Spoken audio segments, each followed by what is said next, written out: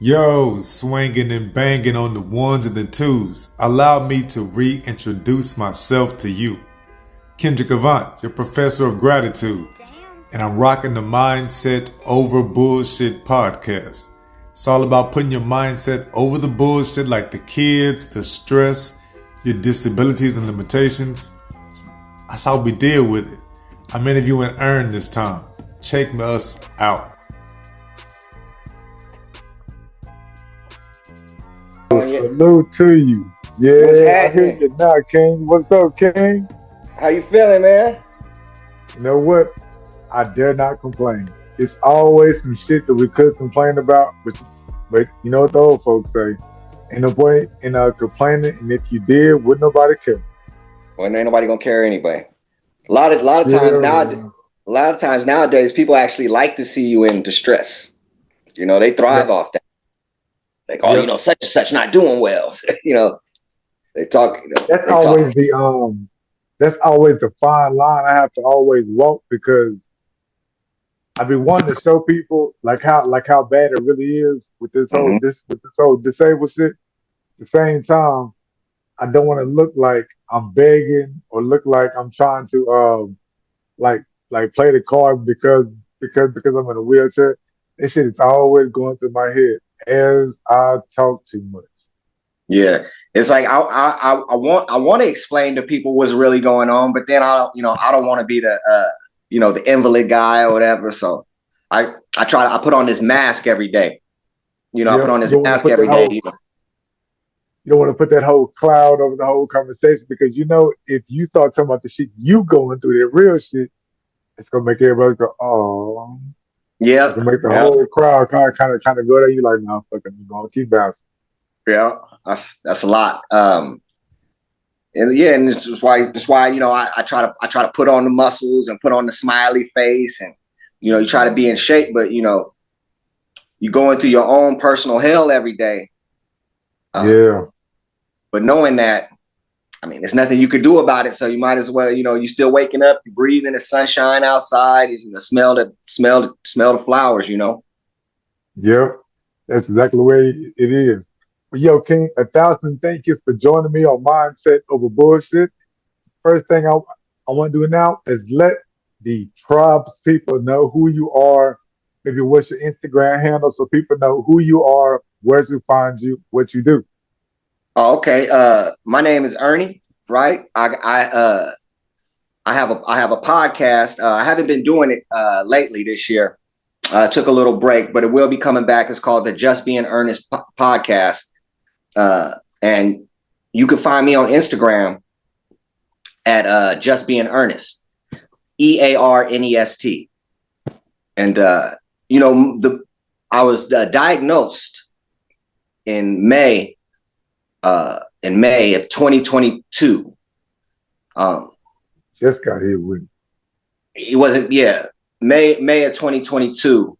So last year, it's been a little over a year. And I'll get like some of the physical. I get some of the physical things. I won't be. Sometimes I can't use my right hand. I drop shit. I get like the unprovoked tremors. What else? Mainly, I feel really strong, but mainly it's my words, man. It's losing my words all the time. Not being able to speak because I'm known for being witty and quick and sharp. That's starting to escape me a little bit. So just trying to, that's why I like how you got this. We can bounce ideas off of each other. See what each other do and how we getting through yeah, these things. yeah. I That like that. shirt, that shirt is fire, man.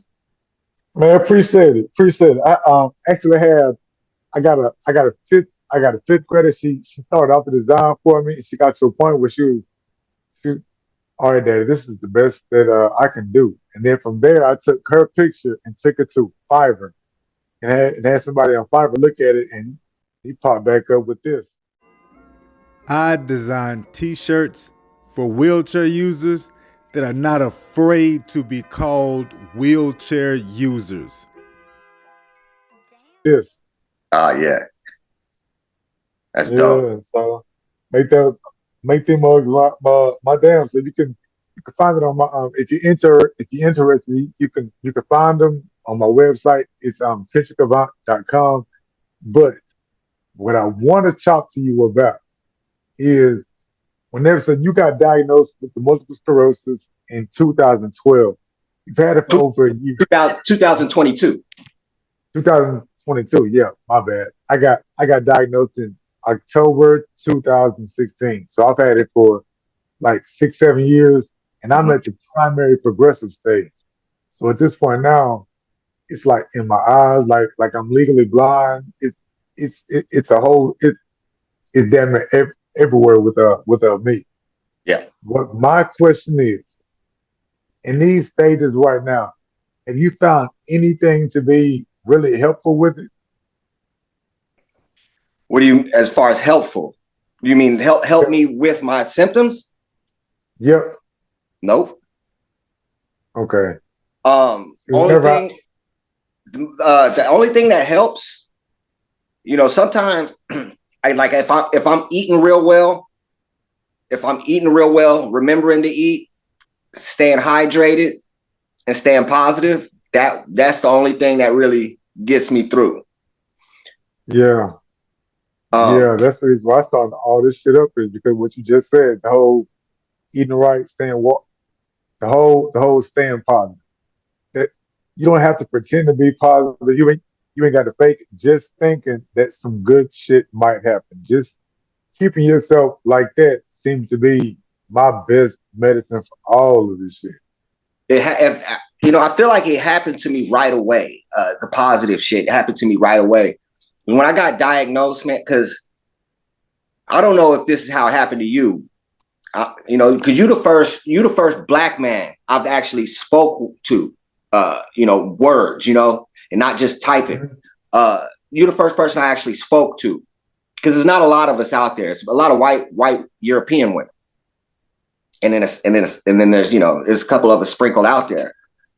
But when I was diagnosed, I had been suffering symptoms maybe 10 no, probably, yeah, 10 years prior to my diagnosis. I had been going through it.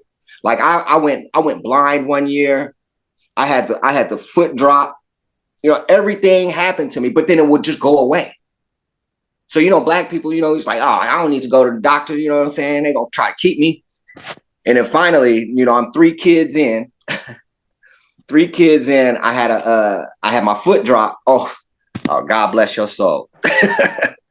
I had I had my foot drop again, and then I wasn't tripping. I'm like, man, this happened again. I'm thinking it's an old football injury. And then I'm like, man, this happening again. And then I was dropping shit.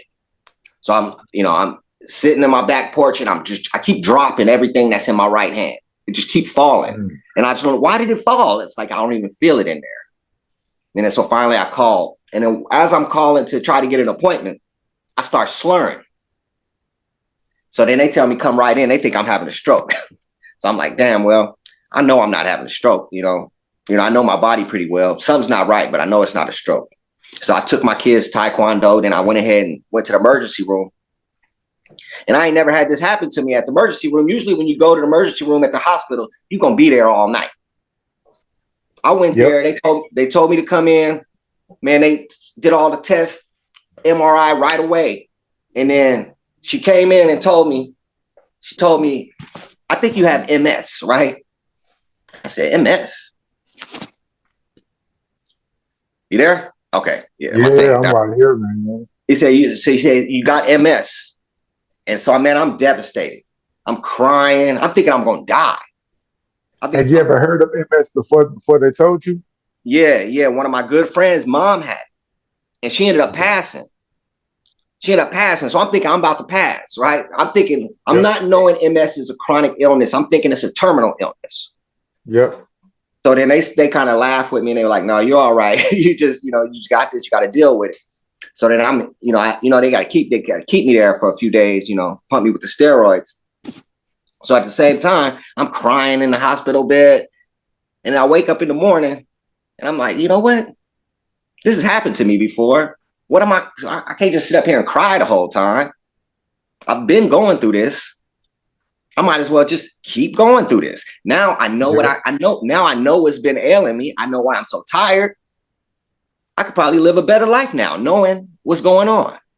And sure enough, that's what's been happening. It's like, I know I got it. So it's like, oh, I'm tired because, I'm on some chronic fatigue shit right now. Do you regularly do stuff like yoga, meditate, stuff like that? Every day. Did you do it before you got diagnosed? I did a lot of it. Yeah, that's why they said I didn't get diagnosed for so long.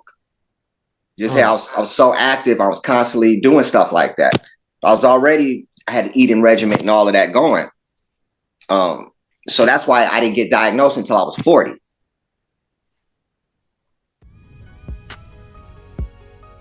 Hey, what's up with you, baby? It's your boy Big H, man. Hey, look at here. Don't let these haters tell you that you can't do it, man. I got diagnosed at I think I was 37 or 38. If I was smart, I would have been diagnosed at 37 or 38. But I was being ignorant, I was just thinking I could just tough my way through everything. That's the way I was too. Yo, King, that's the way I was too. And it seems to be the common story with a lot of the guys that I interview. Everybody's always felt something was going on. Like I had a doctor tell me, one doctor told me that I had one leg shorter than the other. I had another doctor telling me it was because of my that I had all these herniated and bulging disc in my spine. Like I went to of course I was going back and forth to the gym, but I wasn't doing, like I was out of shape and everything. I was a school teacher for almost 20 years before I got diagnosed. And whenever I got diagnosed, we had just left. We had gone on vacation to Costa Rica. I had quit being a teacher, become a realtor. I was selling houses. Like in the first 6 months, I made more than my whole year's salary of teaching real quick. The real estate was popping. And we went on vacation to Costa Rica, and I'm struggling walking and everything. And a lady gives me a massage on the beach. And she speaks to me in my ear and she said, "This is not your muscles that's making you hurt whenever you walk. This is in your brain." So my wife is like a registered nurse. We come home, and when I walked into the neurologist's office, she looked at me and said, "Oh, you've had MS for what, 20 years?" And I said, "Yo, I ain't got no MS." I knew what MS was. My aunt had just passed away of MS complications. I got like 2 or 3 aunts in my family that have it. I have a cousin that has MS in Dallas. I'm in Houston. So I'm very well acquainted with MS. So whenever she said, I was like, "Yo, I don't got no MS. No way. Be damn, dog. Ran them MRIs and I had like 12 on my spine. And she said she stopped counting at 55 on the brain. And that was in 2016. God bless that doctor.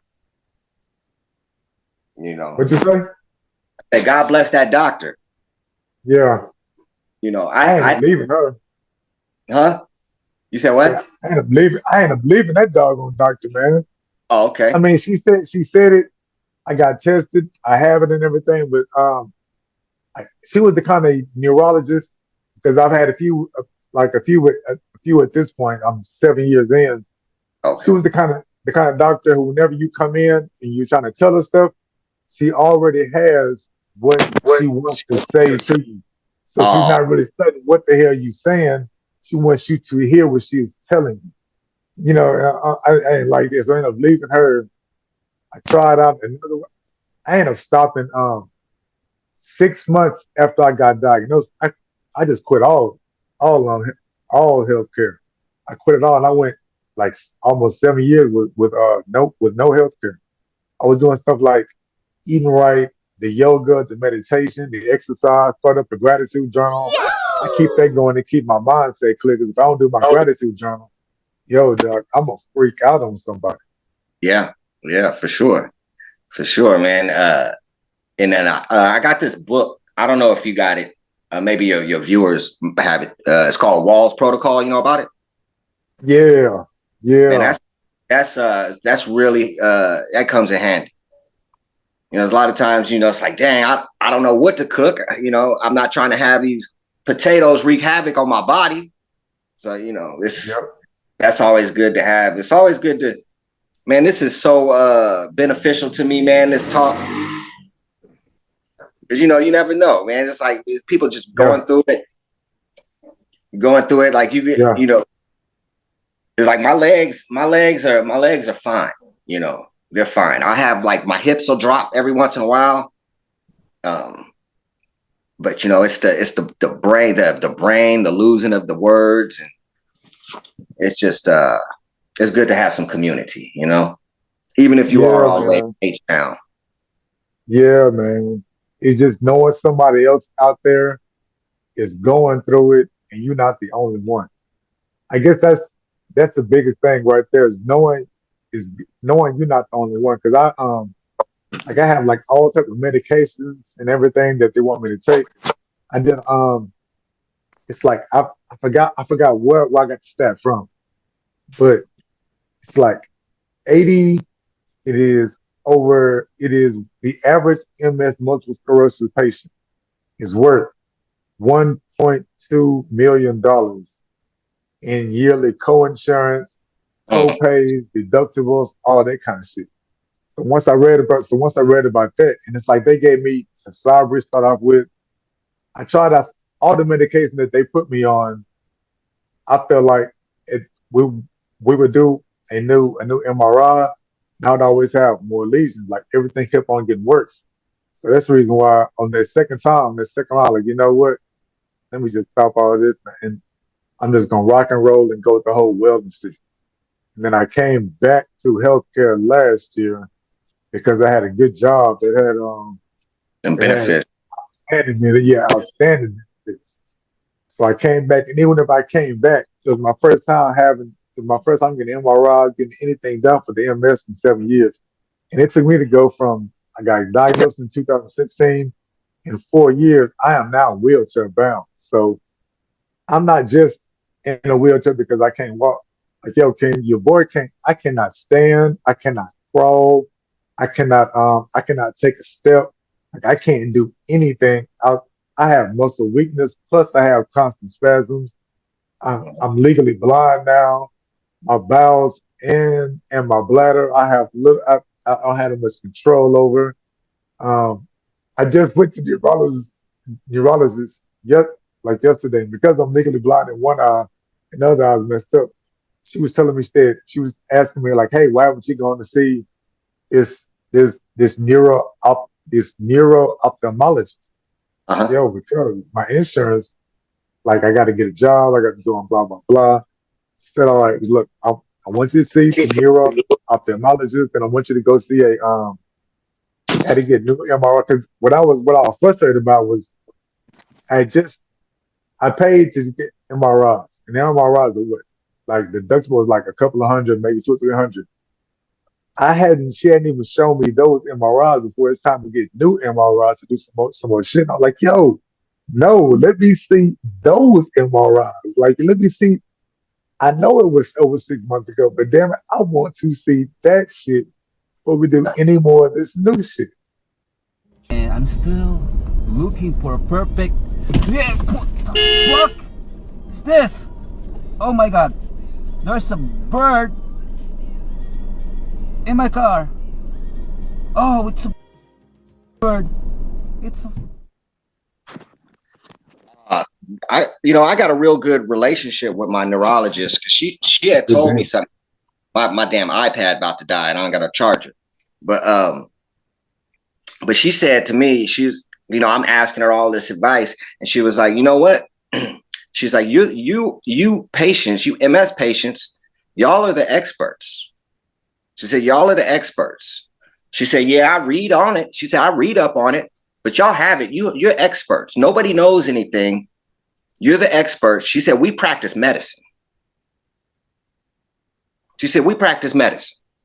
If we could diagnose something, we can give you medicine for it. She's like, but as far as being an expert, that's you guys. Yeah. I took that. I took that to heart, so nobody, we know. We know what we're going through. It's like when you was talking about your legs. First thing I was going to ask you, because my neighbor had MS, and I didn't talk to him a whole year. And then it was a week before we was about to move out, I found out it was MS. I thought he was a gunshot victim. Mm-hmm. And he's like, nah, man, I got MS. I was like, no shit, me too. You know, we tight now, but it's just, you know, it's wild. Like with your legs, is it okay? So you said it's the spasms. Yo, you heard earlier Ernst said that his iPad was about to run out of battery. It ran out. He's going to reschedule and come back for part 2 of his interview over multiple sclerosis. Until then, 1,000 thank yous for rocking with your boy for Mindset Over Bullshit. I appreciate it, and I want you to like this, love this, share, subscribe, help me out.